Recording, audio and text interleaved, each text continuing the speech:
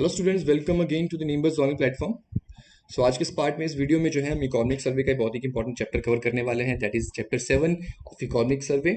और इस चैप्टर 7 में मेनली हम जो है वो एक एग्रीकल्चर सेक्टर के बारे में बात करेंगे कि एग्रीकल्चर सेक्टर एक बहुत ही इंपॉर्टेंट सेक्टर है, जैसे कि आपको सबको पता है। और यहाँ से जो है बहुत से फैक्ट हैं जो एग्जामिनेशन पॉइंट ऑफ पार्ट से इंपॉर्टेंट है।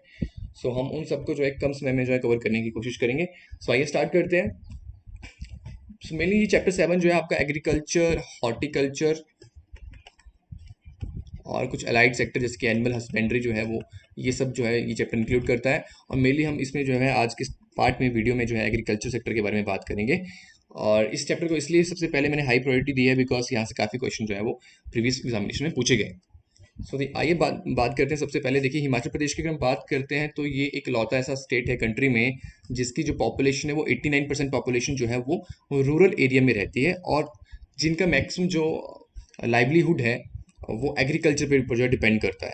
देखिए, एग्रीकल्चर और हॉर्टिकल्चर जो है वो, ये अगर हम दोनों की बात करते हैं, एग्रीकल्चर एंड हॉर्टिकल्चर, वो डायरेक्ट एम्प्लॉयमेंट प्रोवाइड करता है लोगों को। और देखिए, अगर हम बात करते हैं 70% of total workers of the state, जितने भी टोटल वर्कर्स हैं उसके 70% जो है वो डायरेक्ट एम्प्लॉयमेंट जनरेट करता है एग्रीकल्चर एंड हॉर्टिकल्चर सेक्टर।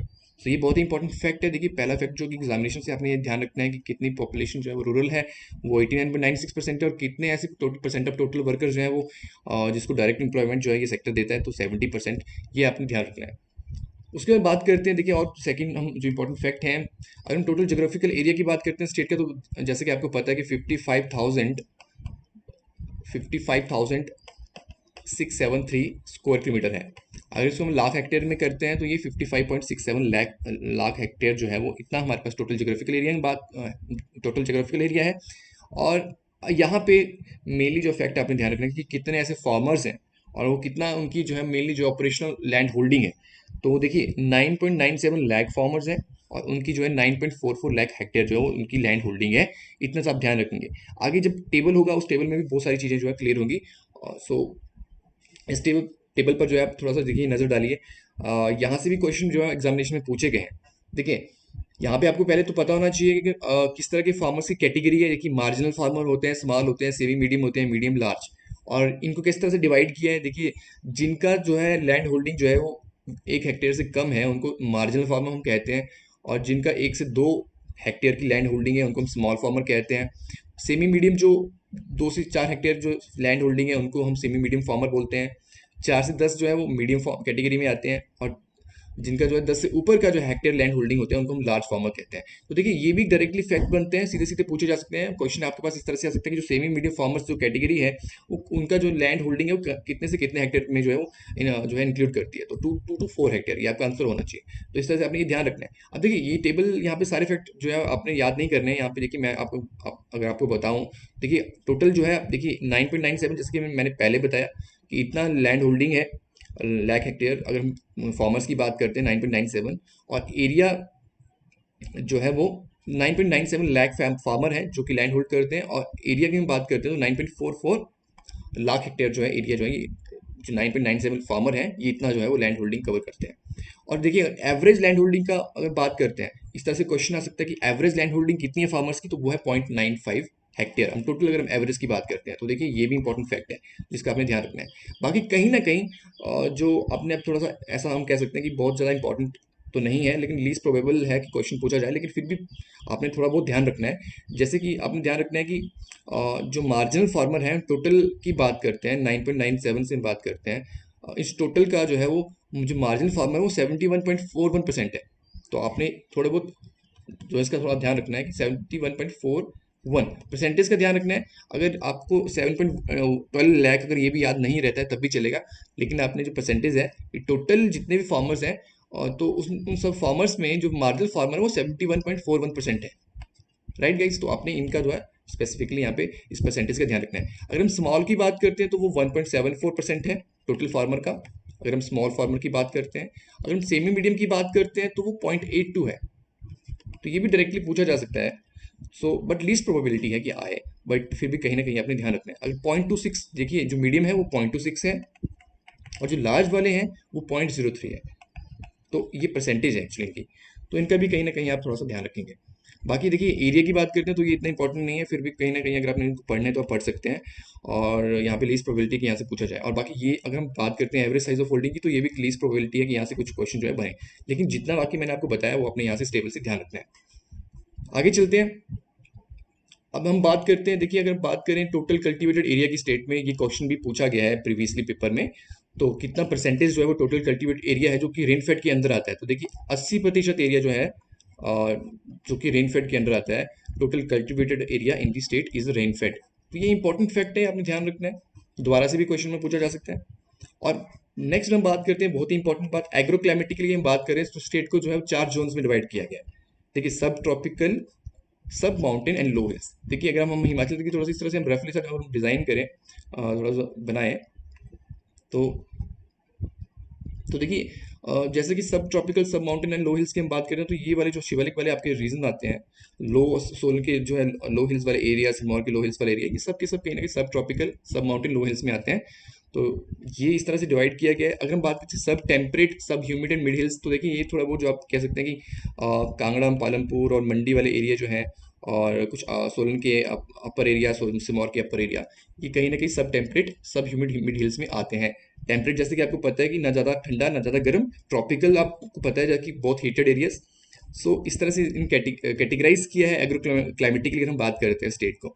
और अगर वेट टेम्परेट हाई हिल्स की बात करते हैं, देखिए धर्मशाला वाले जो एरियाज हैं, और आपके पास ये डलहौजी वाले एरिया कह सकते हैं, धर्मशाला वाले एरिया कह सकते हैं, कुल्लू एंड शिमला वाला पार्ट जो है हम कह सकते हैं, ये सब के सब जो है कहीं ना कहीं वेट टेम्परेट हाई हिल्स में आते हैं। और बाकी हम बात करते हैं dry temperate high hills and cold desert. देखिए ये वाले एरिया जो है, ये आपकी जो पांगी वाले एरिया हैं, लाहौल स्पीति वाले एरिया और किन्नौर वाले एरिया हैं, ये इस पर्टिकुलर कैटेगरी में आते हैं। तो देखिए फर्स्ट कैटेगरी वाले यहाँ पे, सेकंड यहाँ पे, थर्ड यहाँ पे और फोर्थ यहाँ पे। तो इनका ज्योग्राफिकली आपने इनका ध्यान रखना है, कहीं ना कहीं ये भी पूछा जा सकता है कि कौन सी एरिया इस कैटेगरी में आते हैं। तो आइए आगे बात करते हैं। देखिए अगर मानसून सीजन की बात करें तो आपसे पूछा जा सकता है क्वेश्चन में कि आप बताइए कि किन किन जिलों में जो है वो इस मानसून में जो है वो एक सही बारिश देखी गई है, जहाँ पे कोई नेगेटिव जो है वो ग्रोथ नहीं है, एक जो है वो एक अच्छी बारिश हुई है, नॉर्मल बारिश हुई है। तो देखिए ये दो ही जिले, एक तो बिलासपुर आप देख सकते हैं और एक कुल्लू, ये दोनों के दोनों आप देख सकते हैं पॉजिटिव है, इनकी परसेंटेज रेट जो है पॉजिटिव है। और बाकी जो इनकी परसेंटेज, जो इनकी एमएम जितना हुआ है वो यहाँ पे मेंशन किया है। बाकी आप सभी के सभी जिले देख सकते हैं, बाकी सब जिलों में कहीं ना कहीं नेगेटिव ग्रोथ है। तो आपने जो है वो यहाँ पे इन बातों का ध्यान रखना है, और मेनली आपने बिलासपुर और कुल्लू का यहाँ पे जो है वो ध्यान रखना है। बाकी आप देख सकते हैं यहाँ पे लाहौल स्पीति, जैसे आपको पता है कि बहुत ही कम बारिश होती है, तो यहाँ पे लाहौल स्पीति को -73 आप देख सकते हैं कि इस तरह से परसेंटेज जो है नेगेटिव ग्रोथ देखी गई है। सो आपने बस यहाँ से ज़्यादा सब कुछ जो है वो याद करने की जरूरत नहीं है, आपने सिर्फ आपने बिलासपुर और कुल्लू का ध्यान रखना है कि यहाँ पे जो है नॉर्मल बारिश देखी गई है। आगे बात करते हैं फूड ग्रेन प्रोडक्शन की। देखिए ये भी बहुत इंपॉर्टेंट टेबल है, लेकिन यहाँ पे भी सब कुछ याद करने की जरूरत नहीं है, आपने फूड ग्रेन्स को देखना है। देखिए अगर 1920 वाला जो फैक्ट है, देखिए यहाँ पे जो आपने ध्यान रखना है कि 15.94 लाख हेक्टेयर, सॉरी 15.94 आप कह सकते हैं लाख टन, ये इतनी फूड ग्रेन जो है वो 1920 में है। और पहले जो हम बात करते हैं 1819 की, तो इसमें जो थी वो 16.92 लाख टन थी। तो इतनी सी आपने इतनी सी फैक्ट का यहाँ पे ध्यान रखना है, और बाकी जो एक्सपेक्टेड है वो 16.74 लाख टन है। और बाकी बात करते हैं पोटैटो का, थोड़ा बहुत ध्यान रखेंगे कि 1920 में कितना पोटैटो हो सकता है कि बस लीस्ट प्रोबेबिलिटी है कि पूछा जाए, लेकिन कहीं ना कहीं हो सकता है कि पूछ लिया जाए। तो अपने पोटैटो का ध्यान रखना है कि कितना है, 1.96 लाख टन है। अगर पोटैटो की ग्रोथ की हम बात करते हैं, प्रोडक्शन की बात करते हैं 1920 में, तो इतनी है। और वेजिटेबल की बात करते हैं तो 18.60 लाख टन, और जिंजर की बात करते हैं तो 3.3 जो है आपके पास ये 33,000 मीट्रिक टन। तो इस तरह से जो है इन फैक्ट का आपने ध्यान रखना है। बाकी पूरा टेबल आपको यहाँ पे ध्यान देने की, आपको याद करने की जरूरत नहीं है। जो फैक्ट मैं अभी आपको बता रहा हूँ वो कहीं ना कहीं आपने ध्यान रखना है। तो चलिए आगे चलते हैं। देखिए अगर हम पूरे के हम स्टेट की बात करते हैं तो यहाँ पे जो हमारे पास 20 सीड मल्टीप्लिकेशन फार्म्स हैं। जैसे कि आपको पता है सीड मल्टीप्लिकेशन फार्म, जिससे फार्मर्स को जो है सीड्स प्रोवाइड किए जाते हैं, हाई यील्डिंग जो है सीड्स प्रोवाइड किए जाते हैं। तो ऐसे 20 सीड मल्टीप्लिकेशन फार्म्स हैं, अलग अलग जगहों पे जो है वो लोकेटेड है। और ये आपने ध्यान रखना है। देखिए उसके बाद 3 हमारे पास वेजिटेबल डेवलपमेंट स्टेशन है, 3 वेजिटेबल डेवलपमेंट स्टेशन है। और ये कहीं ना कहीं आप मुझे बताएंगे कि बिकॉज कमी है, तो आप मुझे जो है वो कमेंट सेक्शन में बताएंगे, आपका ये होमवर्क है कि आपने मुझे बताना है कि 3 वेजिटेबल डेवलपमेंट स्टेशन है तो कहाँ पे है। बाकी 12 पोटैटो डेवलपमेंट स्टेशन है, जैसे कि आपको पता है कि कुफरी जो है वो मेनली पोटैटो रिसर्च सेंटर वहाँ पे लोकेटेड है, आपको पता होगा। बाकी जो है वो डेवलपमेंट स्टेशन भी हैं और वो 12 हैं, इनका आपने ध्यान रखना है। जैसे हमटा में भी क्या है, आपके पास पोटैटो डेवलपमेंट स्टेशन है जो कि डिस्ट्रिक्ट कुल्लू में है, और भी ऐसे जो है अलग अलग लोकेशन है, तो उनका आपने ध्यान रखना है। देखिए, वन जिंजर डेवलपमेंट स्टेशन है। जिंजर आपको पता होगा कि जिंजर सबसे ज़्यादा कहाँ पे होता है, किस जिले में होता है, वो भी आपका एक तरह का होमवर्क है, आप मुझे बताएंगे कमेंट सेक्शन में। सो इनका आपने ध्यान रखना है, इस तरह से डेवलपमेंट स्टेशन है। उसके बाद देखिए, गवर्नमेंट ने सॉइल टेस्टिंग को जो है वो एक तरह की पब्लिक सर्विस में काउंट किया गया है under HP public service guarantee act 11, ये यहाँ पे थोड़ा सा ध्यान रखना है। सोइल टेस्टिंग लेबोरेटरी की बात करते हैं तो देखिए सभी के सभी डिस्ट्रिक्ट में, लेकिन लाहौल स्पीति में नहीं है, इतना सा आप ध्यान रखेंगे। पूछा जा सकता है क्वेश्चन में कि किस जिले में जो है वो सोइल टेस्टिंग लेबोरेटरी नहीं है, तो लाहौल स्पीति में नहीं है। बाकी एट प्रेजेंट हम बात करते हैं तो 11 सोइल टेस्टिंग लैब्स हैं और 9 मोबाइल जो है वो आपके पास लैब्स हैं और 47 मिनी लैब्स हैं जो कि इस डिपार्टमेंट के अंदर जो है सेटअप की गई हैं, तो इनका आपने कहीं ना कहीं ध्यान रखना है। आगे बात करते हैं। देखिए नाउ अब जो आप आगे जो हम पार्ट डिस्कस करने वाले हैं वो स्कीम्स के ऊपर है। वहाँ उन स्कीम्स के ऊपर मेनली आपने फोकस करना है कि कब लॉन्च हुई है, अगर यहाँ पे कुछ किसी लॉन्चिंग के बारे में बताया गया है, और मैक्सिमम जो है वो देखिए सब्सिडी के ऊपर भी क्वेश्चन आते हैं कि आप बताइए कि स्कीम के अंदर जो है वो कितनी सब्सिडी जो है वो रखी गई है। सो उनका आपने मेनली यहाँ पे ध्यान रखना है। सो आगे यहाँ पे बात करते हैं, हम फर्टिलाइजर्स की बात करते हैं। देखिए, तो फर्टिलाइजर्स के ऊपर जो है 50% की सब्सिडी जो है सरकार देती है to schedule caste schedule tribes farmers के लिए, जो बैकवर्ड एरियाज की जो स्मॉल और मार्जिनल फार्मर्स हैं, उनको जो है प्लांट प्रोटेक्शन के लिए जो फर्टिलाइजर्स होते हैं, केमिकल्स होते हैं, उनके ऊपर 50% की सब्सिडी जो है वो सरकार दे रही है। ये आप पहला फैक्ट यहाँ से ध्यान रखेंगे। आगे हम बात करते हैं, स्टेट गवर्नमेंट ने अभी रिसेंटली लॉन्च किया है प्राकृतिक खेती खुशहाल किसान योजना। देखिए नाम से पता चल रहा है प्राकृतिक प्राकृतिक खेती खुशहाल योजना, तो मेनली यहाँ पे मेनली एनकरेज करना है फार्मर्स को कि वो जो भी हमारे पास केमिकल्स हैं उनको कम यूज़ करें, और फर्टिलाइजर जो होते हैं, जो नेचुरल फर्टिलाइजर उनको यूज़ करें।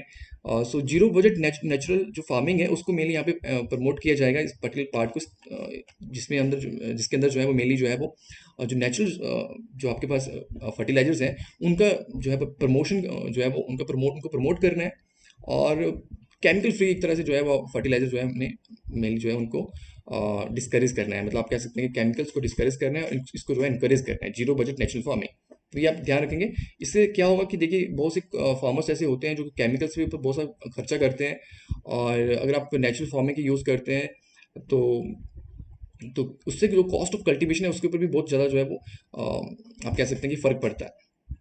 तो एक तरह से इस पर्टिकुलर स्कीम के अंदर जो है वो नेचुरल फार्मिंग को प्रमोट करना है और कॉस्ट ऑफ कल्टीवेशन को भी कम करना है, तो ये आपने यहाँ पे ध्यान रखना है। उसके बाद इंपॉर्टेंट फैक्ट ये भी एग्जामिनेशन में जो है वो कहीं ना कहीं पूछा गया है कि तुम्हारा जो कितना जो है हमारा लैंड जो है वो टी जो है कल्टीवेशन के अंडर आता है, कितना हेक्टेयर लैंड, तो आपने ध्यान रखना है total area under T is 2314.7 hectare. ये बहुत इंपॉर्टेंट फैक्ट है, आप सब ध्यान रखेंगे, जो कि टी कल्टीवेशन के अंदर आता है। और प्रोडक्शन की बात करते हैं तो अभी तक 1920 के तक जो है वो हमने 10 लाख किलोग्राम जो है वो इतना टी को प्रोड्यूस किया है, तो ये भी इंपॉर्टेंट फैक्ट है, ये भी पूछा जा सकता है पेपर में, तो आपने इन फैक्टर यहाँ से ध्यान रखना है स्लाइड से। आगे बात करते हैं। देखिए नेक्स्ट है आपके पास द प्रधानमंत्री फसल बीमा योजना, की बहुत ही पुरानी स्कीम है, इनका आप थोड़ा ध्यान रखेंगे। इसमें मेनली इस 2016 को जो है वो लॉन्च की गई थी, तो ये थोड़ा सा ईयर आपने यहाँ से ध्यान रखना है कि कब इसको लॉन्च किया गया। क्वेश्चन आ सकता है कि प्रधानमंत्री फसल बीमा योजना को कब लॉन्च किया गया स्टेट में, तो ये कब किया गया, 2016 में। और इस देखिए एक तरह की इंश्योरेंस स्कीम है, और इसमें जो है वो अगर हम बात करते हैं मेज़, ये खरीफ फसलें हैं, मेज़ एंड पैडी क्रॉप्स, तो इनको जो है इंक्लूड किया गया है। खरीफ सीजन की हम बात करते हैं, और वीट एंड बार्ले को राबी में इंक्लूड किया गया है, इनको जो है इंश्योर किया गया है। तो अपने प्रधानमंत्री फसल बीमा योजना से इन फैक्ट का ध्यान रखना है। आगे बात करते हैं मुख्यमंत्री नूतन पॉली हाउस योजना। देखिए पॉली हाउस योजना की हम बात करते हैं तो यहाँ पे जो है वो सरकार की तरफ से 85% की सब्सिडी जो है वो फार्मर्स को दी जा रही है setting up the poly houses. ठीक है, तो आपने यहाँ पे इनका ध्यान रखना है। मुख्यमंत्री नूतन पॉली हाउस योजना के अंडर कितनी सब्सिडी दी जा रही है फार्मर्स को, तो 85%। तो यहाँ पे ये फैक्ट जो है वो इंपॉर्टेंट है। आगे चलते हैं, अब हम बात करते हैं राष्ट्रीय कृषि विकास योजना। पहली सबसे इंपॉर्टेंट चीज राष्ट्रीय कृषि विकास योजना के अंदर ये आपने ध्यान रखनी है कि इसे रफ्तार भी बोलते हैं, इस स्कीम को जो है रफ्तार भी बोलते हैं। और देखिए इसको कब इनिशिएट किया था, सबसे पहले 2007 में किया गया था, 2007 में। ये इंपॉर्टेंट फैक्ट है जो कि एग्जामिनेशन से आपने ध्यान रखना है, एग्जामिनेशन पॉइंट ऑफ हार्ट से। और देखिए ये एक तरह की एक अम्ब्रेला स्कीम है to insuring the holistic development of the agriculture and allied sector. देखिए यहाँ पे इसके बहुत से ऑब्जेक्टिव्स हैं। सबसे इंपॉर्टेंट ऑब्जेक्टिव मैंने यहाँ पे मेंशन किया है। देखिए यहाँ पे आपको जो है वो फार्मर्स को एक तरह से स्ट्रेंथन करना है, और उनको एक अच्छा इंफ्रास्ट्रक्चर जो है वो एग्री इंफ्रास्ट्रक्चर प्रोवाइड करना है, और उनके जो है वो जो क्वालिटी इनपुट जो है उनको मिले, उनका जो कॉस्ट ऑफ कल्टीवेशन है वो भी कम हो, स्टोरेज फैसिलिटी उनको मिले, मार्केट फैसिलिटीज उनको मिले। तो इस तरह के सब तरह की जो बेनिफिट जो मिल सकते हैं फार्मर्स को, तो वो सब बेनिफिट उनको मिले, ये ऑब्जेक्टिव्स हैं। और बाकी और भी कुछ ऑब्जेक्टिव जो है स्कीम के अंडर जो है रखे गए हैं। तो मेनली जो मोस्ट इंपॉर्टेंट जो ऑब्जेक्टिव था वो मैंने यहाँ पे मैंशन किया है। तो मेनली यहाँ पे इन फैक्ट अपने ध्यान रखना, किसी रफ्तार स्कीम को भी बोलते हैं, और इसको इनिशिएट कब किया गया था? 2007 को इनिशिएट किया गया था। चलिए आगे चलते हैं। नेक्स्ट है मुख्यमंत्री खेत संरक्षण योजना। इसका भी नाम से आपको पता चल रहा होगा कि खेत संरक्षण, मेनली ये स्कीम जो है इसको इसलिए लाया गया है। देखिए बहुत से ऐसी फार्मर्स हैं जो कि मंकी या कुछ और जो कुछ ऐसे एनिमल्स होते हैं, वाइल्ड एनिमल्स होते हैं जो कि फसलों को नुकसान पहुंचाते हैं। सो देखिए यहाँ पे जो है वो उन सब के लिए जो है वो, अगर कहते हैं कि अगर आपने अपने खेतों में बाड़े लगानी है, फेंसिस लगानी है, तो उसके ऊपर जो है वो सरकार की तरफ से 80% की सब्सिडी दी जाएगी फार्मर्स को। ये आपने ध्यान रखना है, 80% की सब्सिडी, मुख्यमंत्री खेत संरक्षण योजना। और इस स्कीम के अंडर 40 करोड़ तक का जो है इस तरह से जो है वो 2020-21 के लिए जो है ये जो है आउटले रखा गया था। तो आउटले तो ऊपर तो बहुत ही वैसे कम लीस्ट प्रोबेबिलिटी होती है कि यहाँ से पूछा जाए, तो मेनली आपने ध्यान रखना है कि कितनी परसेंट सब्सिडी जो है वो इस स्कीम के अंडर दी जा रही है फार्मर्स को। मुख्यमंत्री खेत संरक्षण योजना। आगे बात करते हैं स्कीम की, मुख्यमंत्री किसान एवं खेतीहर मजदूर जीवन सुरक्षा योजना। देखिए ये भी आपको नाम से थोड़ा सा आइडिया लग रहा होगा, किसान एवं खेतीहर मजदूर जीवन सुरक्षा योजना। मतलब मेनली यहाँ पे फार्मर्स की जो है आप उनको इंश्योर किया जा रहा है, उनकी लाइफ कवरेज के लिए उनको जो है इंश्योर किया जा रहा है। देखिए यहाँ पे अगर इस स्कीम को कब स्टेट गवर्नमेंट ने लॉन्च किया है, पहली तो बात आपने ये ध्यान रखनी है 1516। उसके बाद देखिए अगर किसी फार्मर की डेथ हो जाती है तो देखिए यहाँ तो उनको 3 लाख रुपए मिलेंगे। ये थोड़ा सा आपने ध्यान रखना है। पूछा जा सकता है कि स्कीम के अंदर जो है कितना जो है वो असिस्टेंस दी जाएगी सरकार की तरफ से, तो 3 लाख की अगर किसी की फार्मर की डेथ हो जाती है। परमानेंट डिसेबिलिटी के तौर पे 1 लाख रुपए मिलेगा फार्मर्स को, और पार्शियल डिसेबिलिटी वाले के लिए 10,000 से 40,000 तक का प्रावधान रखा गया है। तो इनका अपने फैक्ट का अच्छे से ध्यान रखना है।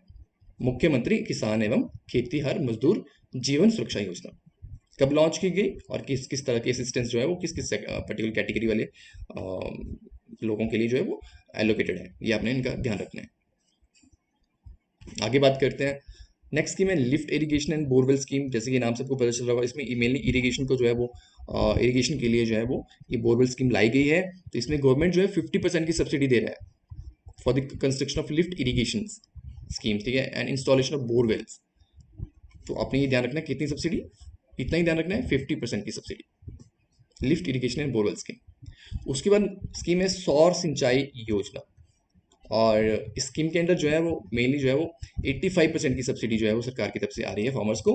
और ये मेनली जो है for the installation of solar pumping machinery, और साथ साथ में 5,850 एग्रीकल्चर सोलर पंपिंग सेट्स, ये सब जो इंस्टॉल करने हैं फार्मर्स को देना है, और इसके ऊपर फार्मर्स को 85% की सब्सिडी मिल रही है। सौर सिंचाई योजना डायरेक्टली क्वेश्चन पूछा जा सकता है कि सौर सिंचाई योजना के अंदर जो है फार्मर्स को सोलर पंपिंग मशीनरी के ऊपर कितना जो है वो असिस्टेंस या सब्सिडी जो मिल रही है, तो दैट इज 85%। तो आपने इतना ध्यान रखना है। आगे बात करते हैं। नेक्स्ट है जल से कृषि को बल योजना। जल से कृषि को बल योजना, देखिए ये स्कीम के अंदर आपने ध्यान रखना है कि स्कीम के अंदर मेनली गवर्नमेंट क्या कर रही है कि इरिगेशन को बढ़ावा दे रही है, और इरिगेशन के लिए चेक डैम्स वगैरह जो है वो पॉन्ड्स वगैरह जो है इनकी कंस्ट्रक्शन करवा रही है। तो ये यहाँ पे आपने यह ध्यान रखना है कि गवर्नमेंट जो है कम्प्लीटली यहाँ पे जितना भी 100% एक्सपेंडिचर जो है वो सरकार की तरफ से हो रहा है इस स्कीम के अंडर। तो ये भी आपने यहाँ पे ध्यान रखना है। जल से कृषि को बल योजना ये भी रिसेंटली जो है वो सरकार ने लॉन्च की है स्कीम। उसके बाद है कृषि से संपन्नता योजना।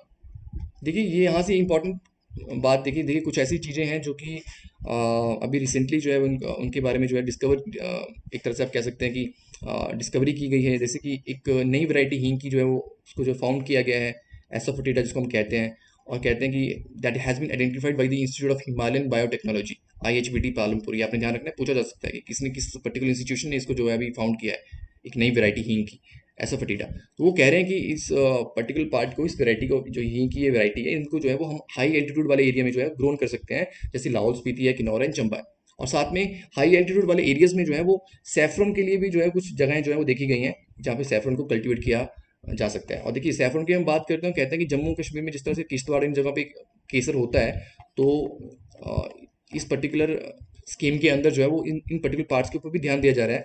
और जैसे सैफरन के ऊपर भी तो कह रहे हैं कि हम, हमारी जो स्टेट की कैपेबिलिटी है कि हम सैफरन में भी जम्मू एंड कश्मीर को जो है वो सरपास कर सकते हैं, मतलब उनसे आगे जो है हो सकते हैं सैफरन की कल्टीवेशन में, तो प्रोडक्शन में। तो आपने इनका भी थोड़ा ध्यान रखना है इस तरह से कि इनको जो है स्कीम के अंडर जो है इन पर्टिकुलर पार्ट्स को भी प्रमोट किया जा रहा है। आगे बात करते हैं कृषि उत्पादन संरक्षण योजना। देखिए संरक्षण योजना फिर से जो है नाम से आपको थोड़ा आइडिया लग रहा होगा, मेनली ये एंटी हिल नेट स्कीम है।